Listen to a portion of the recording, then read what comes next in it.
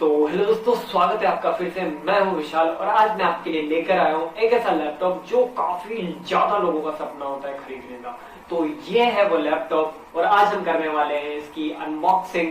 तो इस वीडियो को लाइक जरूर कर देना और चैनल को सब्सक्राइब जरूर कर देना क्योंकि ये लैपटॉप बहुत तगड़ा होने वाला है। जानते हैं इसके फीचर्स के बारे में, करते हैं वीडियो को स्टार्ट।